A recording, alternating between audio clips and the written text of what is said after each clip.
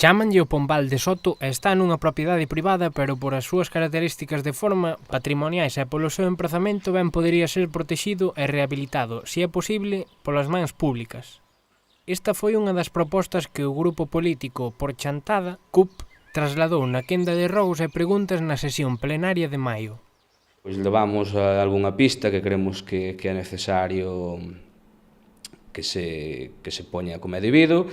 e o tema tamén pois, do pombal que está aí xunto ás piscinas, que está, pois, empeza a ter un grau de deterioro que incluso pode representar un perigo para os viandantes, entón pois, hai que adoptar medidas. Nós propuxemos tamén que o Concello mirase pois, de restauralo, de facelo público e de abrilo pois, para uso de efectos cidadáns.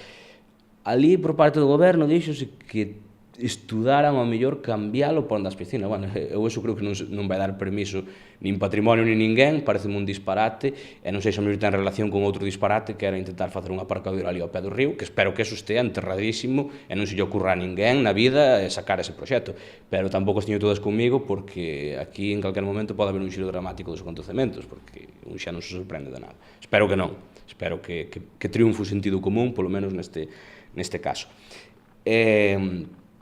Despois preguntamos tamén polo informe do edificio do Sareb, estáse traballando nel, supoño que virá, pois non sei, espero que para o pleno de xullo. Estaba previsto que viñera para maio, non veo para maio, pero bueno, mentre este traballando nel xa casi non se dá por satisfeito. Por outra banda, volven reclamar o informe sobre a venda de auga por parte da concesionaria e outros aspectos que sinala Fente Parada. Sobre algunhas sancións da conferencia hidrográfica, de multas tamén por xudiciais, por sentenzas, etc., que non tiñamos claro de que eran exactamente, entón preguntamos por iso.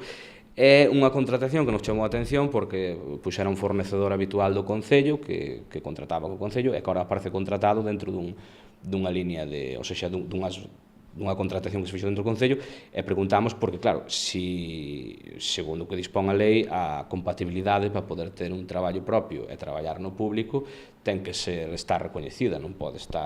facerse de calquer maneira, non? Entón, é un tema que quedou así un pouco non de todo esclarecido, pero, bueno, confiemos en que esas cousas se fagan como se teñen que facer.